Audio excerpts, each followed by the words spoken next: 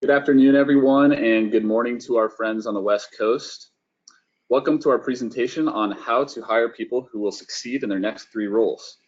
Today, talent expert Kelly Ann McGrath will talk about the benefits of a long game hiring strategy and share stories from companies that are changing lives by providing pathways into leadership. Before I go any further, I just want to thank all of our attendees today for making this our most popular webinar ever at almost 700 registrants.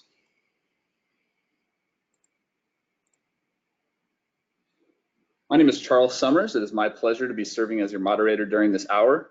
If you want to get in touch with me about future webinar topics, Outmatch specific information, or if you'd like to speak with one of our many talent experts, feel free to reach out by email at csummers@outmatch.com or just chat in your comments.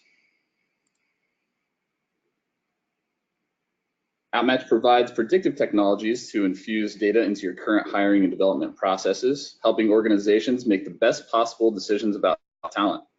We provide talent assessments, on-demand video interviewing, automated reference checking, culture analytics, leadership simulations, and onboarding, development, and succession insights. These technologies work together to identify the right talent and develop them into future leaders at the world's most iconic brands like American Airlines, HCA Healthcare, Walmart, La Quinta, and Chili's, just to name a few. As Outmatch's capabilities continue to grow, we'd like you to grow with us. So when you have a chance, head over to the website and sign up for a future webinar, get a demo. You can sign up for a demo at outmatch.com/schedule a demo. As a thank you for attending today, you'll get a free copy of How to Unlock Learning Agility and Boost Leadership Performance. This ebook will help you identify learning agility among your current and future leaders and instill a learning agile mindset across your organization. It's attached in the handout section of your status window. I'll actually attach it here in just a minute. You're going to get some other freebies as well with this webinar and a follow-up email that I send right after the webinar. Also, please take a moment to follow us on LinkedIn, Facebook, and Twitter at OutmatchHCM, as we're always posting the latest trends, best practices, and insights on hiring and talent management, and we'd love to hear from you. You can also interact with us during the presentation using the questions queue in your GoToWebinar status window. Please feel free to ask questions, make comments, or share feedback. You can also ask questions or leave comments on social media. So get those questions in as we start going through things. We can stop in the middle at some point and ask the presenters some questions there. We'll also have that dedicated 30 or 15 minutes at the end of the webinar today to do a Q&A session. The featured presentation portion of this webinar will last between 30 and 45 minutes. So without further ado, I'd like to introduce today's presenter, Kelly Ann McGrath. As the VP of Enterprise Client Success, Kelly Ann works with our largest clients to solve their most pressing talent challenges. For the past 3.5 years, her focus has been on aligning selection and development to help companies discover hidden talent and drive potential through the entire organization. So this time I'm going to get out of the way and I'm going to hand it off to Kelly Ann. So Kelly Ann, take it away. Thank you so much, Charles, and I appreciate everyone who's joined the call today. I also would like to introduce someone who's joining us as well as a special guest, Laura Jameson. Laura is our Senior Enterprise Research Analyst, and she's really going to add value throughout today's presentation to help talk about some of the research and data we have in support of the topics that we'll present and talk through with you today. So when you hear a separate voice than mine, that'll be Laura speaking on the line. Just for today too, I know the topic is really hiring for your next 3 roles and how to really find success for those next 3 roles. We're going to hit on a few different pieces throughout today's agenda, and that's going to be inclusive of talent challenges, maximizing potential, and aligning those assessments with strategy. So as you all know, we really work within the assessment space, but we're going to focus today on how you can really align those assessments and use some client case stories of how we've actually done that through some of our project work, as well as some consulting we've added to our partnership with our clients. We'll also share some of the tools and technology we have leveraged to support that alignment as well. Just to kick it off too, I'm sure most of you on the call are seasoned HR professionals or have been at least in HR for a few months now. And it's no surprise to a lot of individuals that there's a lot of current talent challenges in our workspace today. The workspace is evolving every day, it feels like, and the way that you hire and select today is very different than the way that you hired and selected years ago, even up to 6 months ago. Some of those things that really just come to mind when we talk about hiring for potential specifically are these 4 current talent challenges we want to call out. And the first of which is really how unemployment is really the lowest it has ever been since 1969. I'm sure you all on the phone right now are really can relate to that, given how challenging it is sometimes to just fill a pipeline of talent from an external perspective, especially. The second piece I would tell you too is really that employee turnover cost, right? So when we look at what it costs for every time you turn over an employee and really what that means for your organization. We also have competition for top talent as well. So we've already talked about the unemployment piece and how that's really tough, right, to find or even fill a pipeline of talent from an external perspective. It's even harder as well for the competition within those industries that you focus on, as well as the competition internally and to retain those clients that we talked about from a turnover perspective. And then I'd say lastly is really these reactive hiring practices. Everyone within HR is so busy with your day-to-day and what you need to do.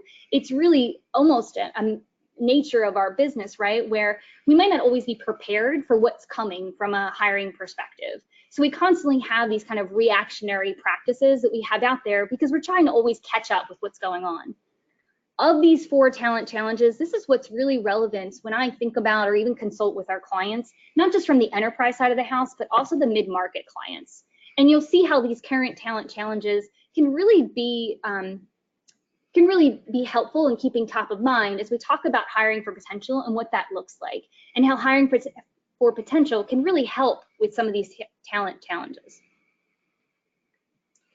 If we level set a little bit, I said how kind of the job market is changing and evolving over time.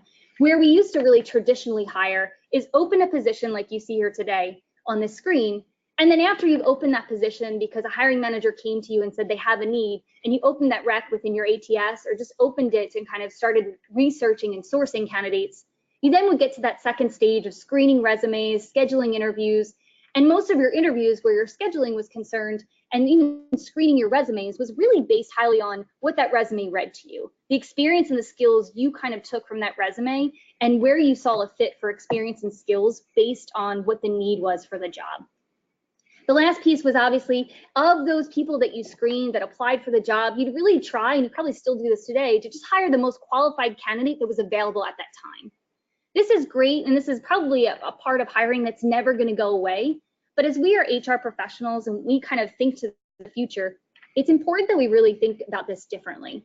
It's important that with everything going on, you really can think about how can I really maximize my selection process? How can I build efficiencies within selection? So really maximize the potential I hire into the organization, and also maximize that potential once they're in the organization, right? Retain them, focus on them, and really align your selection and development strategies to be kind of current parallel strategies that are lock in step with what you kind of execute.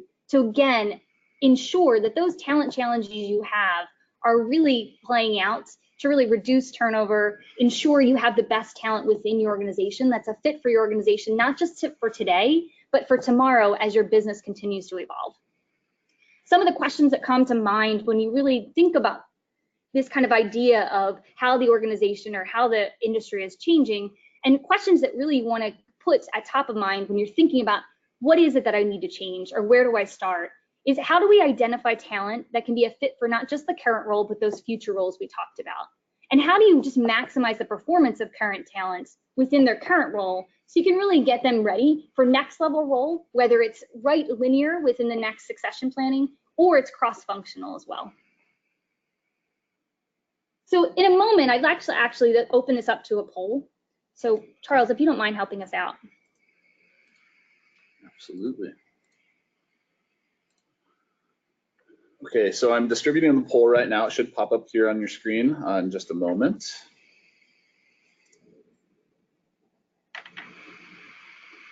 Okay, cool. So it's launched. We'll give it about 20, 30 seconds here for everybody to get their answers in.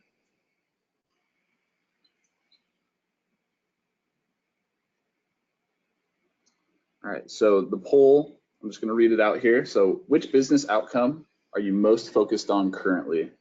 So we've got 5 options here. Align talent with business objectives, strengthen your bench, accelerate effectiveness, increase long-term retention, improve succession planning.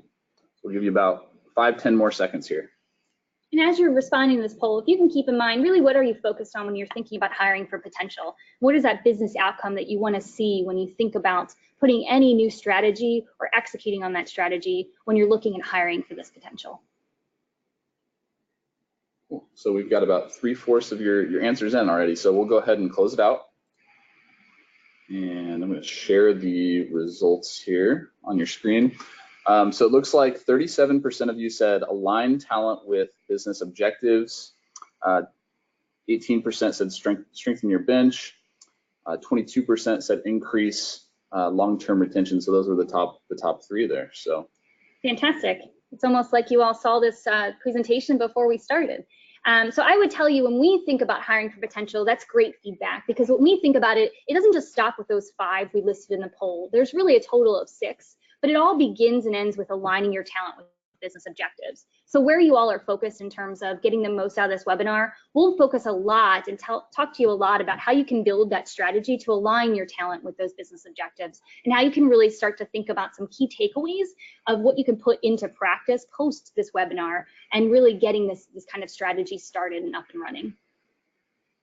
I would say, outside of just aligning talent with business objectives, though, some of the other 5 key parts are still really key when we think of potential business outcomes that are really going to impact your business when you think about hiring for potential.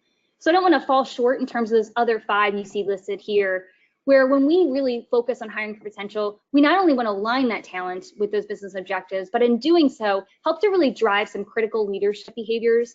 In essence, really strengthen your bench in terms of the tools that they have and you have to really identify that bench, but ensure you have the right pipeline for the right roles. Really accelerate their effectiveness. What are the tools and development activities or plans that you can really help give to your teammates, to those folks, to really get them up to speed within their next level role, even before they take on that role? And then in essence, by doing all of these kind of 4, you're gonna have to increase your long-term retention, and you will be improving your succession planning. So always almost being over-prepared for when an opportunity opens up within the organization, not being so reactive in your hiring practices, and know you have internal talent to tap on.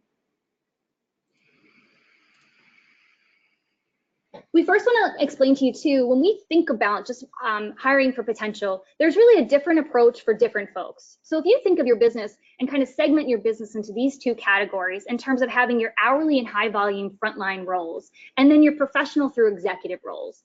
When we talk about professional through executive roles, we really mean any role outside of that frontline hiring. So that can include a supervisor if we're within the retail, restaurant, and hospitality space, or an individual contributor on up for your corporate and kind of support functionality or functions. It's important when we think about these 2 roles that it's not only that we believe there's a different approach for both, but our data and research really actually supports that. So when we look at these 2 roles, we really start with hourly, especially when we're putting together a hiring for potential strategy. And we can get down to, using our data and science, what we really want to predict at the hourly level. We can get as specific in what we want to predict and looking at what we call the trait level. So personality traits that we know based on our science and research and the work we do with our clients that is going to be predictive for success. Again, those core innate characteristics that an individual is hardwired for, and how that aligns with their performance or that potential performance we're going to see within that hourly role. I'm going to pass this over to Laura, who's going to share with us some of that data we've seen when we talk about the hourly role, and then we'll go right into kind of that professional executive as well. Yeah, so when we tailor a trait-based profile for a particular company and role, we really take a deep dive into the relationship of each trait to performance in the role. So as an example, this chart represents a relationship for a particular trait, in this case, accommodation, which simply put refers to the degree of emphasis an individual places on accommodating the needs of others at the top end, as opposed to prioritizing their personal needs at the low end. And so it's showing the relationship of accommodation to supervisor ratings of performance for a frontline role in the green line, and also the next level up, which is their shift supervisors for one of our restaurant clients. as you can see, the frontline role has a very clear relationship where being a more accommodating, cooperative person predicts higher performance. And this, to me, as a frontline restaurant industry employee, really speaks to customer service as that aspect of the role. Now, conversely, as a frontline employee moves up in the company to a supervisor, we see a slight shift in the relationship of accommodation to performance. The sweet spots where the lines are curving to the high end of performance are close to one another, but there is a clear shift for supervisors where they need to be a little bit more resolute and not yield to the will of others so easily. And this is common in traits like this, as the level of role increases and management behaviors and traits become more important. So just to kind of help you understand too, if this is something new to you and you've never seen this type of information presented, what you really want to pay attention to and what we really want to emphasize here is just, again, based on the way we're identifying success and looking at what core traits are going to predict performance within hourly or that professional through executive role. You can see here there's kind of that disconnect, right? So keep in mind, we're using that science and that data and getting down to what we call that trait level to help you with your business really identify who's the right fit for that hourly role, and then who potentially out of hourly, which is usually a smaller percentage, could be the fit for that next level shift supervisor role.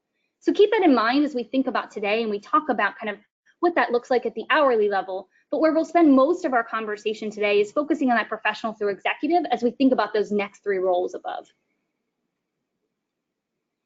And this really graph kind of helps you understand, and I'm sure, again, when you look at this from an HR perspective, this is something pretty familiar to you all, right? So when we look at hiring for that professional through executive, we really look at starting with that individual contributor or supervisor. And then again, what does it take to kind of get from individual contributor, supervisor, all the way up throughout the organization in more of a linear fashion?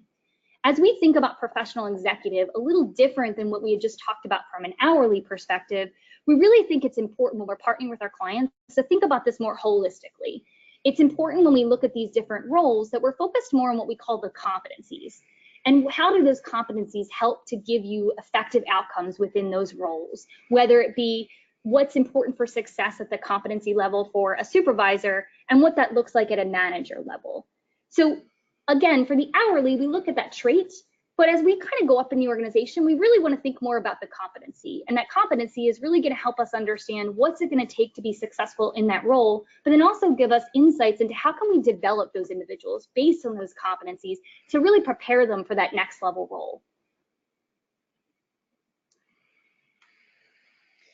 So here we're looking at trait-based profiles. These two tables are actually modeled after the graphic profiles from the Key Insights section of the Outmatch report. The blue bars next to each personality trait represent the ideal range we defined for those traits in each of these roles. And in this instance, the traits in the tables are ordered by level of relevance from high to low. So these are actually the profiles we determined for the restaurant frontline and supervisor roles we looked at earlier. There are some similarities between the two, which is to be expected, right? As we want to see a similar type of person succeed at each level. And in this instance, we see that high work intensity is the most important trait for each role, like, the ability to maintain a sense of urgency in day-to-day tasks and enjoy a fast-paced environment. In this particular study, what was actually really interesting was the differences we started to see, like Kelly Ann was just referencing. One we've already touched on, which was the directionality of accommodation, emphasizing supervisory behaviors versus customer service focus. But another that's illustrated here quite well is the level of importance for similar traits. So for instance, high work independence and a frontline level role is still really important, but not as important as it is for a supervisor. And we actually saw this in our job analysis and role discovery, that higher work independence, someone who is comfortable taking tasks on as their own, is crucial as a supervisor, but not as crucial at the lower level. So if you think about this as it plays out within your own organizations, right, and you think about what those frontline roles look like and how things change or shift with what's needed within your supervisors, really what Laura is trying to really share with you is, again, showing how our data supports our direction, right? Looking at how traits slightly shift and change as we go up different levels, and how even more important it is to really look at it from a competency level as we consider that next level up.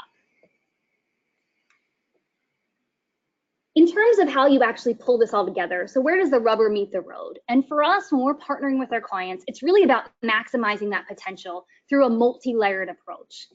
We don't hire for potential. It's not just an exercise that's done in a vacuum. As you'll see in some of our previous slides where we've already talked about, there's different nuances between the different roles. And for each organization, there's going to be nuances as we work with these organizations around how we define those different nuances as well. For us, though, in our partnership, it's more about your hiring strategy and what that looks like in terms of how we partner with you to really deliver and use and leverage our software and analytics and our project and consulting, but also partner to ensure it really helps to enable you to really drive your already created managed programs internally from a development or selection perspective. And the total result is really this tailored selection and development solutions that we'll give a few examples to you all in just a minute. But it also is important that you all know, again, it kind of starts with that individual. So as we talked already before, we're looking at how do we define potential at an individual level? And then what does that look like as we consider getting kind of larger in terms of how does that affect the team? And where does culture play a role in this as well? Some of the key objectives you want to think about when you actually are talking about and when we partner with our clients, what that looks like in terms of level setting to understand what are their key objectives. Where do we start and what is our end game in terms of hiring for potential?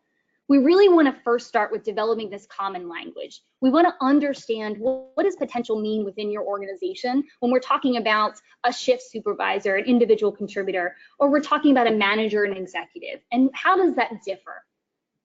We're then usually partnering with our clients across, whether it's mid-market or enterprise, to really leverage that data. So some of those examples we've already shared where Laura spoke to some of the data we've collected, that's really some core deliverables and what we use to kind of walk through with clients so they understand what role this data and measurement plays as we create the model for them. Not only the initial model for, say, an individual contributor, but what that looks like as we go up the ladder. And then where we really have folks as a key objective is evaluating your incumbents, right? Understanding what does your current talent look like. Before we can really roll this out to an external selection process, we really want to fully understand what does the current development look like? What do our incumbents look like in terms of where they are today and how we're defining potential and success for tomorrow? And then we really want to roll this out externally, as I just mentioned, to ensure that we're aligning how we're actually measuring success internally for our internal associates as we consider the right development activities and going up for succession planning, but also how does that mirror what we're doing externally? So we're constantly, like I mentioned earlier, lock in step with our strategy from both sides of the fence. When we think about potential and we talk with our clients, and I will tell you one client in particular who we embarked on a specific project like this not too long ago, really started with understanding that potential, right? And 4 key elements are important for us from a measurement perspective, but also just understanding as we go in and work with this client, what do those 4 measurements look like in action, right? So the biggest piece we start with is this innate ability. That's what we've been talking about when we think about what are the right personality characteristics or traits, but also more importantly, what are those competencies and what does that look like? And measuring innate personality is really, do they have what it takes to work effectively in our organization at these different roles, at these different levels? The second piece I'd mention is this learning agility. It's an important component when you look at an individual in a current role. Are they able to adapt and learn quickly? What does learning agility look like at one level in an organization, and how does that differ or evolve as we go upward in the organization? The 2 other pieces I would mention that are extremely crucial when we're thinking about evaluating potential or understanding potential is also the cultural alignment. Culture is really, and I don't have to say this to most people on the phone, but it's really us understanding, are they a strong fit for the organization?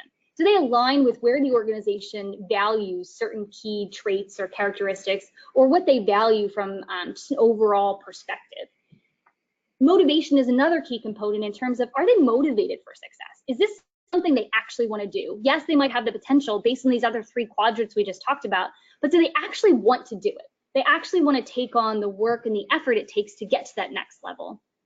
I would say outside, and what's not pictured here too, is other items you'll want to think about within your own organization.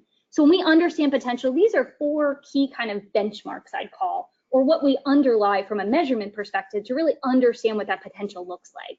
But for you all within your organizations, what's even more important is what is that selection criteria? So what I mean by that is, if we're going to have individuals move up within a next level, what does that look like? And are they mobile? Do they have the ability in some cases to relocate across the country if that's what the next level position requires?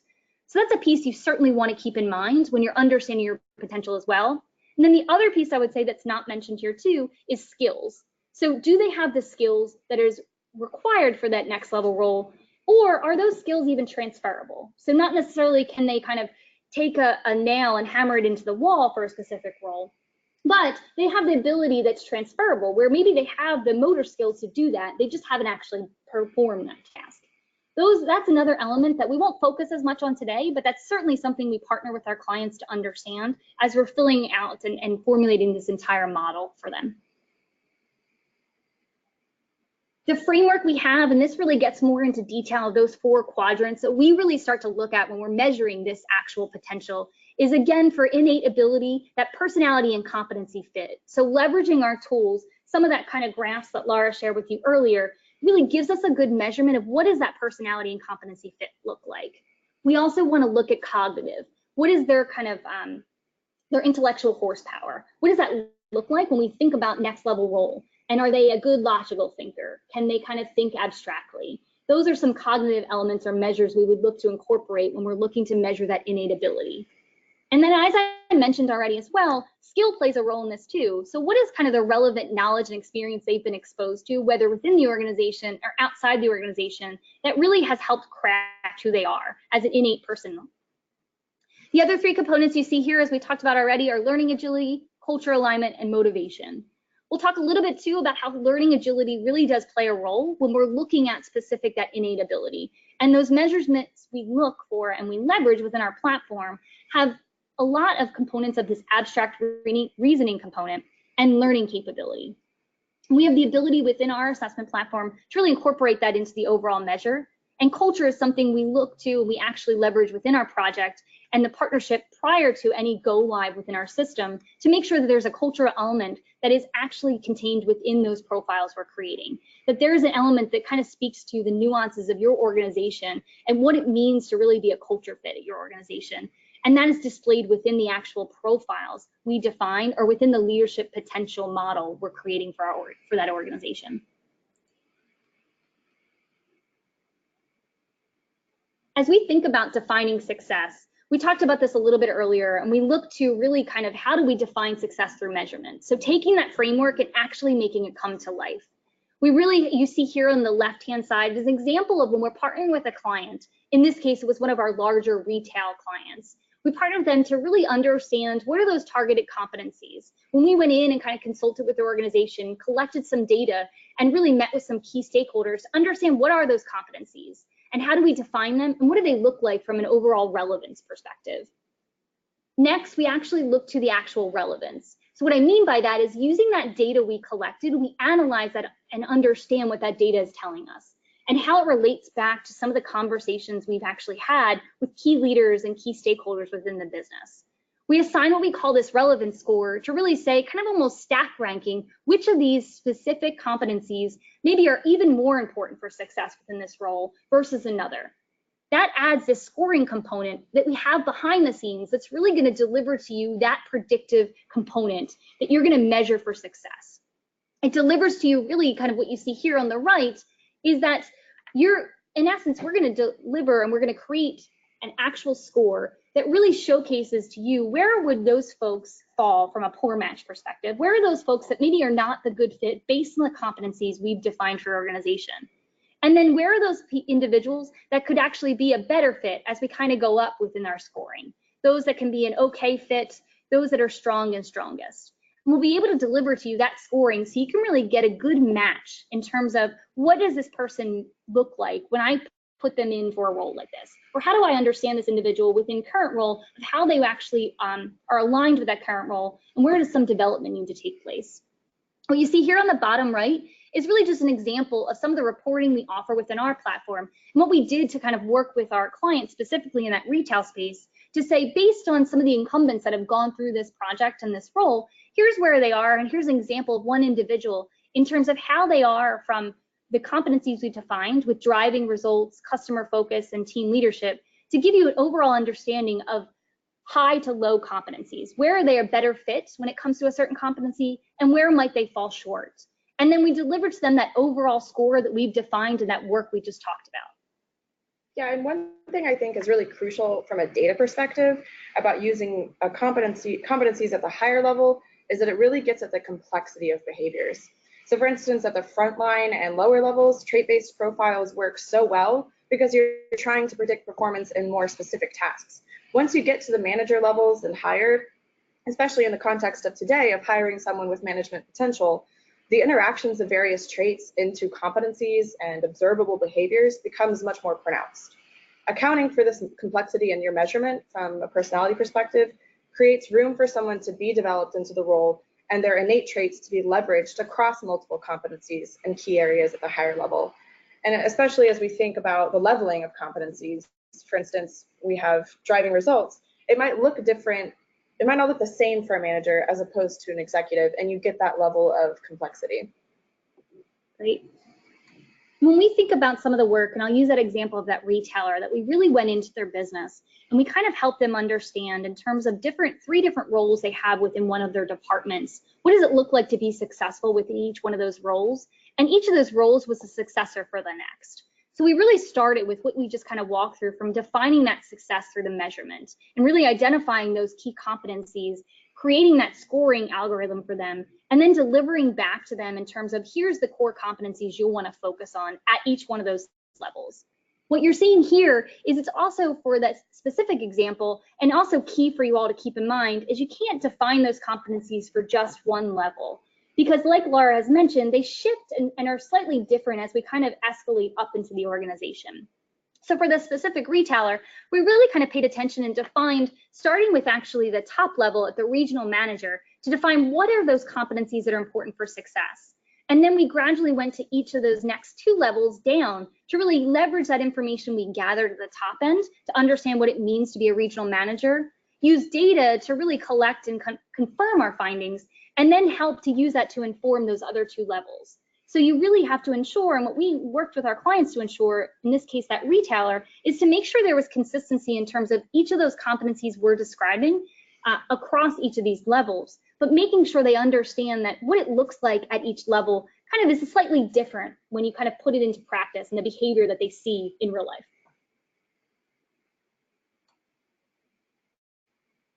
For us too, and I'll kind of give you that a little bit of an overview of the tool that this retailer and most of our clients leverage, which is Outmatch Assessment. We have baked into the tool really a way that after we've created that measurement, after we have aligned those specific competencies for each level, creating specific assessments for each of those levels, and having not only the incumbents who go through and take the assessment for development, but also leveraging it for selection, where within the platform, you'll have the ability by role to really shortlist your candidates, understand who is a better fit based on these competencies we've defined, and also filter not only who is a better fit by score, but also do it in some other ways too, in terms of last name, first name, etc. The outcome and the deliverable that we've seen a little bit along the way from our presentation to this time is a match report. This is really kind of the final deliverable that's going to help inform you as an HR professional, your recruiters and talent acquisition folks, as well as your talent management and leadership development folks, based on the results of that individual and based on the profile we've created, how do they align? So in this case, you're seeing communicating effectively is the specific competency we're measuring. And you see there kind of a description, and then it shows you for each of those candidates or incumbents we're looking at, really based on our research, where do they fall in terms of the combination of traits and behaviors we know that and what it takes to be communicating effectively at this specific level. We also have the ability, and really where we helped make an impact for this client within the retail space specifically, is really leveraging what we call our Succeed module. So the ability, after we've created these different competencies and profiles and assessments for each level, having the ability, once an individual goes through and takes that assessment, looking at them against each of those levels, right? Running their results, not having them retake the assessment, but running those results to look at really where are they a fit in terms of the competencies we've defined, and where do they really have some gaps. You also, what's not shown here too, is from a development perspective, have really reports that will give you specifics on where those gaps lie and where you might want to work or put some of your effort towards in terms of some of the development programs and activities you work on with each individual to help them get to the next level, but also at the group as a whole. So I think this is actually a really good time to take one question that is related to this slide. So one of our guests today asked, do you need multiple assessments for each of the potential future roles? So I'll respond and I'll have Laura jump in too. I would say ideally, we would like to ensure that we create profiles, is what we call them, for each of those levels. So define the competency based on each profile. It's important to know that everyone can potentially take the same assessment or series of questions, but we believe it's important that you create profiles separate for each level so you can really get the most out of the platform and really leverage those results and the succeed functionality. Yeah, and that's something we really partner closely with our clients. We really dive into job analysis and role discovery. We really want to make sure we understand the differences between the roles. I think we found most of the time that it is really effective when you're getting at those levels. Like we saw some of the data that we were presenting. There is behavioral differences that we see arise as you grow in levels, and it's important to flesh that out. I'd also say too, just to piggyback off of that, and this might not be a question or might be, but we're thinking a lot of linear succession planning, right? There's a lot of organizations right now where you want to export talent cross-functionally. So another thing that's important is by defining these roles and these profiles specifically, we're able to then still use this succeed module to really say, could they be a fit for another role completely separate, right? Maybe it's not necessarily a succession into that role, but it's completely a different cross-functional role. So again, defining each profile will help you do that, not only building your linear succession, but also cross-functionally. Cool, thank you both. Yeah, and so if you do have questions, make sure you get them in. We can always pause. We've got a good amount of time, about 22 minutes left. So if you do have questions, we can pop in here or there. Otherwise, we can take them at the end. Great. So everything we've kind of talked to this point is really defining that competency, that potential model, what it looks like, and then obviously aligning it across each of those levels specifically or across roles. But what we also have worked with, specifically this retailer, which I get really excited about the project we just did, is we not only looked at kind of that potential by role, but really what they wanted to understand is how are their current talent aligned with the new profiles we just created, and where they really see current talent should be from a competency perspective, and where they want that aspirational piece to be for the current role. We also not only looked at that current role for each of those individuals based on the competencies we defined, but also the next level role. So we use this as an opportunity for them to really understand their bench. What does it look like in terms of bench strength? What does it look like in terms of the actual potential I have across these specific roles? And when I look at the specific competencies that I know that are really important for the business, where do they fall in terms of their current level and aligning with success for that competency versus where might they actually even be better or inversely not so great at that competency, and where is there some work that we need to do at the group level. What that graph, that data was telling us is more insights, and this is really kind of more of the specific statements that we delivered back to this client in terms of using that data, using those types of data points we just referenced in terms of the competencies and current role where they might be a fit, and then next level role where there might be some gaps. We were able to kind of have some call to action or some specific details around where you are today versus where you might want to be to really have full success really within current role. And we did this at the 4 different levels where we worked with them, at their individual, supervisor, and manager and director. And the biggest thing I just want to call out of this is we really were able to say kind of where are they a fit across in their current role as is aligned to the success profiles or the profiles we defined for potential. But then really what you see here in blue is where we were actually call out for them, where are some gaps as to where you want to go. Based on really the profiles we created, where those individuals kind of fell from a scoring perspective on each of those competencies, where do we see gaps that are consistent across levels? And really the outcome of this was to help them get more insights around where do they want to start. This was an organization where development was not something we really had to focus on. They never really had to focus on. So by providing these insights and understanding where folks are today versus where they want to be tomorrow, and seeing the similarities across the different levels, we were able to help them understand where right out of the gate, within the first 3 to 6 months, do they really want to focus their efforts to really get people today where they are in a current role to where they want to maximize that potential in current role.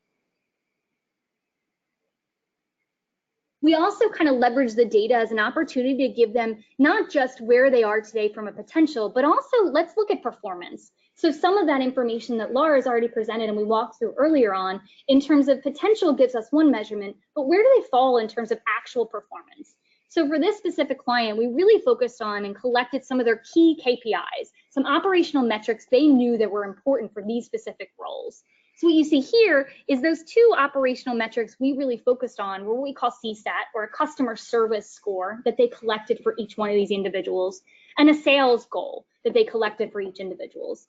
So we leveraged these two operational metric data points, as well as that overall competency rating that we kind of just showcased for you as the measure of potential, to really deliver to them even more data and insights that can help them understand from a performance perspective where they are.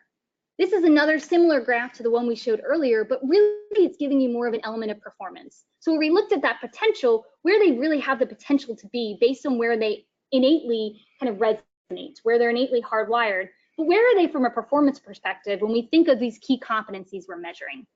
So again, what this is telling you and what it provided to our client was, again, insights that really help them understand from a potential, maybe we have gaps in relationship management and adaptability. From a performance, are those gaps similar? Do we see similarities from the performance to potential? And again, where do we want to focus our efforts when we think about developing those folks to get to where we want them to be for success in their current role?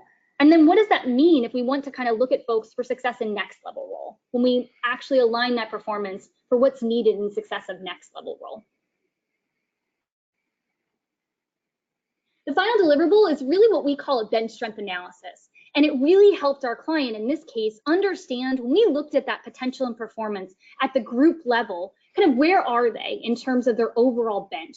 Are they prepared? Are they overprepared or underprepared in certain key areas, especially as they think of succession planning for next level role, or even as they think about their talent reviews for current role?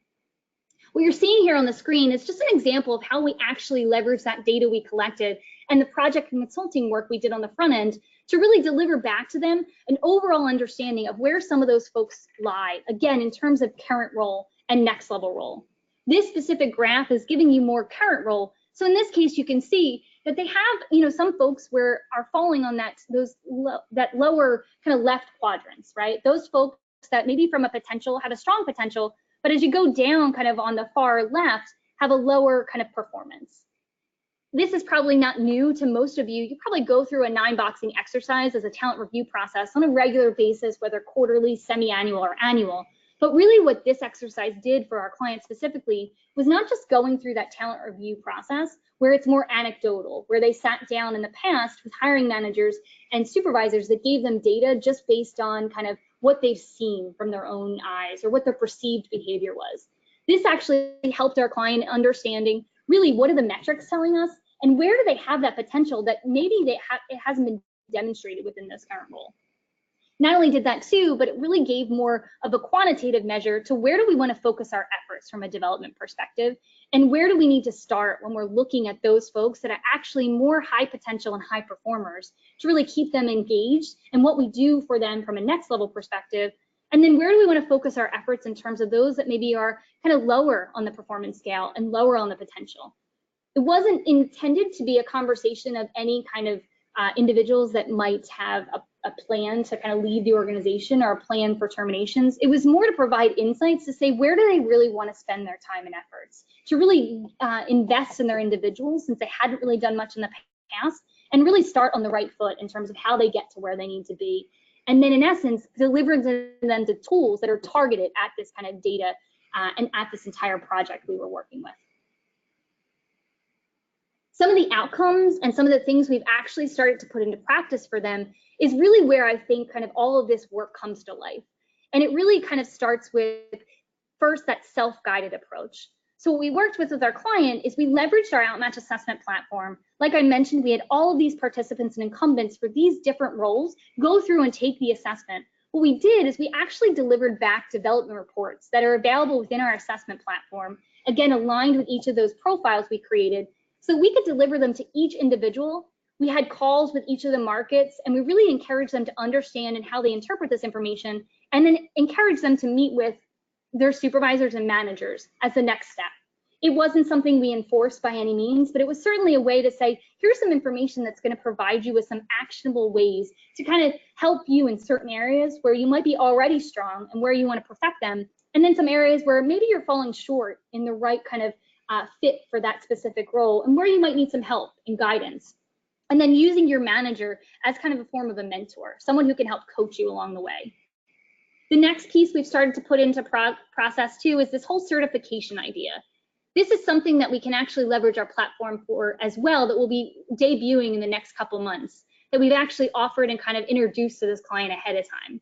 This idea of certification was using that information that we targeted at the group level in terms of where they want to focus their efforts, from relationship management and adaptability being for this client those two top areas they want to focus at the group level. We help them identify and partner with a development partner where really they could use some off-the-shelf e-learnings, virtual workshops to really help build this whole certification process and to enable folks to not only get individual development, but also ways that they can use the virtual workshops to get group development so they can really drive their focus in those two key areas of relationship management and adaptability. The idea of the certification process is that after 6 to 9 months, folks will have fully gone through this process.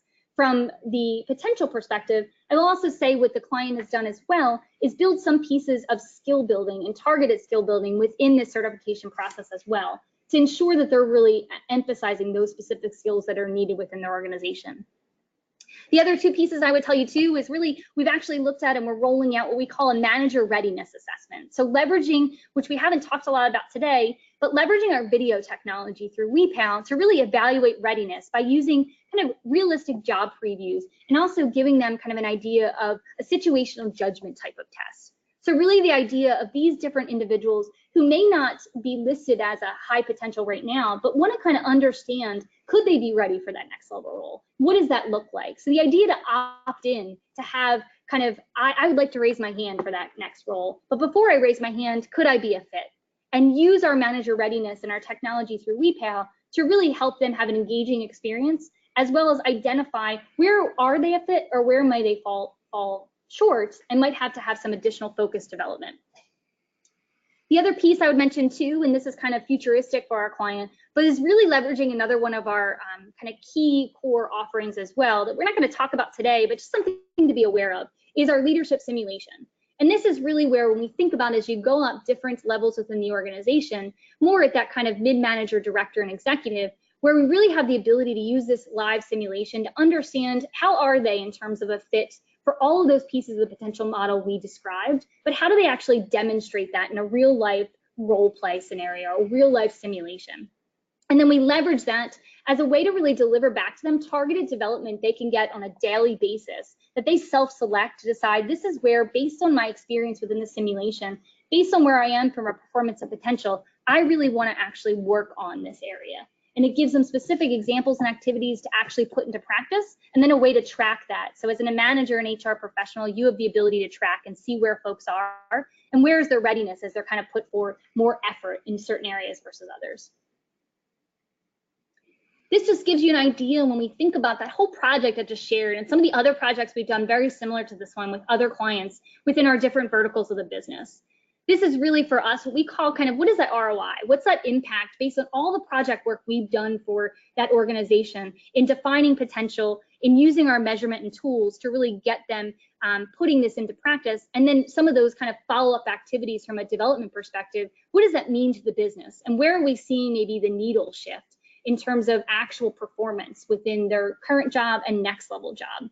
So this is just an example of one of our clients we work with in terms of how we measured that and where we saw success when we looked at each of these specific competencies we had defined for them, where they were in year one, and then after doing some of that targeted development, where were they in year two? So you can certainly see, based on this example you're looking at, that again, if we kind of go back to that project, we felt very confident in our overall impact because we saw a certain increase in almost every single one of these competencies, and really a strong focus in areas that were important to them, like leading teams and planning and organizing, as well as business acumen and driving results. So again, when we kind of partner with any of our clients, it's important to make sure we start with kind of bare basics and defining that success, but we ultimately align with where you want to go as a business and deliver to you an actual outcome that, again, aligns your talent with business objectives, but drives those other 4 or 5 components we talked about earlier, like accelerating effectiveness, driving those critical behaviors, as well as improving your retention and helping you really just build a bench for strong succession planning. Okay, awesome. So we're going to go ahead and jump right into the Q&A session here with our presenters. So make sure you get your questions in. We've got 4 questions that have already come in. We've got about 7-8 minutes here, so we'll do it a little bit kind of rapid fire. So first question that came in is, you talked about several components of potential. Is there one good metric that can capture somebody's potential? So I'm going to say the response that I'm probably supposed to say, but I truly believe in it. And I would say if you start anywhere with any specific measurement, I would start with that personality and competency fit measurement as the key foundational piece of measuring potential. Cool. Kimberly asked, can your tool be integrated with Taleo, or is this an ATS as well? It's not an ATS, but we are already certified and integrated with all of the major ATS vendors, and Taleo being one of them. So a lot of our large enterprise clients especially leverage Taleo Enterprise, and then we have kind of integration with the business edition as well. Cool, so just kind of infusing into your current processes there. Exactly, exactly. It's almost just layering it on. And I know this is going to sound silly if some of you are IT folks, but it is pretty turnkey and easy to kind of just integrate for you all and get you up and running in almost as short as 2 weeks. Great. This one's directed at you, Kelly Ann. What business objective do most of your clients focus on? What is the primary one, the majority of them? So when we're talking about just overall, I would tell you the primary driver is usually improving retention and reducing turnover, which obviously for us, we really focus on quality of hire to drive that improvement of retention. So by building potential models and building profiles aligned with what success looks like, we can really help drive that quality to ensure there's alignment with what performance needs to be in the role and what that potential is. Cool. So I've got a scenario on this question. So measure somebody pre-hire for future roles. Should that person also be measured again after they're hired for those roles? I would say it depends mostly on how long it's been since the last time you measured them. I think 6 months is our cap, but I definitely think after 6 months that person does need to be measured again. There are certain shifts over time in personality, and I do think that it is important to continually measure, especially if you're wanting to move them up to a higher level role. Yeah. Higher level role. And when Laura says measure too, she really means it doesn't necessarily always have to take the assessment again, but you certainly want to kind of review the assessment results and kind of use some of the in-tool functionality to help you understand where they are in terms of how they fit in current role versus next level role. Got 3 more questions that just came in. We've got 5 minutes, so we're good. I'm assuming the assessment can be delivered via mobile. I think it's a question. And does your tool integrate with UltiPro? Yes and yes. So I will tell you, it certainly can be, it's mobile optimized and can be, I would tell you most of our clients are leveraging mobile more than our desktop at this point in time, but we have seen differences in terms of even levels. So we see a lot of our hourly roles leveraging mobile. The platform also delivers back to you analytics where you can see kind of who those folks are in terms of utilizing that mobile. And then the second part of your question in terms of integrating with UltiPro, yes, actually one of our largest clients, the one that we were referencing a lot throughout this presentation, is integrated with UltiPro, and it was a pretty seamless process to get them up and running. Absolutely. Okay, so then I got 3 more. Another one came in, so we're gonna keep going. When looking for a seasoned employee, do you feel the personality matrix is still the best one to use? If we're talking about an internal hire, I think that it is a little bit different as opposed to an external hire. When you have an internal hire, that is someone that has knowledge of the company and has that culture fit and that buy-in that is really crucial. I still think that the personality is a voice, but there are other considerations there. When you're thinking about a seasoned employee, you still want that innate fit. You still, even if they have the right job skills and those things like that we've talked about, you still need someone who has an innate fit for the company and has that buy-in. Okay, so then going back to our two questions that we got on ATSs, would the assessment be integrated into the application? It can. So it's dependent also on your ATS, but I will tell you most ATSs we work with have what we call an inline workflow and an ad hoc workflow. So what that means for you is for your candidates, it can be a seamless process where they go directly from application into the assessment and it doesn't look any different to the actual candidate. Or for higher level roles where some of our clients will leverage a different workflow where they'll go from application and then they may use one of our kind of other technologies like a video interviewing and then send the assessment post that video interviewing. Great. So I have a bunch more questions. What I'm going to do is I'm going to ask one more, and then any other pending questions, we'll get back to them.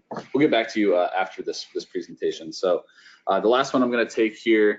How do you suggest persuading the C-suite to use this process when there are limited advancement opportunities available now or in the immediate future? I think that's a great question, and I will tell you the best way to influence the executive C-suite is to start with them, is to really get them involved in the process, is to ask them to be what we call those key stakeholders, to help them help us define what that success looks like, to really let them know that we're not just focused on succession planning when we go through a practice or a project or even when we want to leverage an assessment. We also want to be focused, like I said, with one of those key business outcomes of improving retention. So when there isn't specific openings available, it's important you want to kind of get the C-suite involved, understand that a tool like this can really just help in terms of keeping folks engaged, right? Then seeing in terms of how they are fit today and leveraging our platform a lot from that development reports perspective. So I would tell you influencing your C-suites is really important, letting them understand that this is not just for succession planning, but really getting them involved in the process to gain buy-in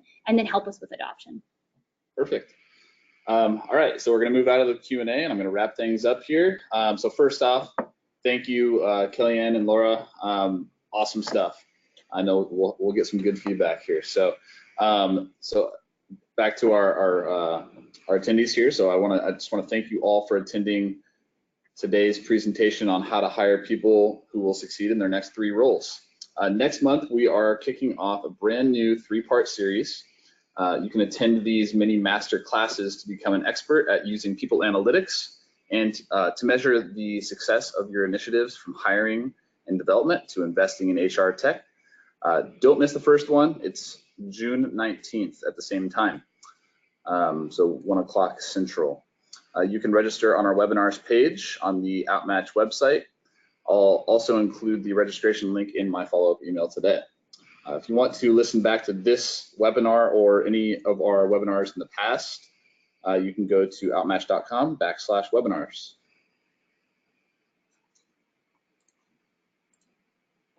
All right, everybody, we'll see you next month.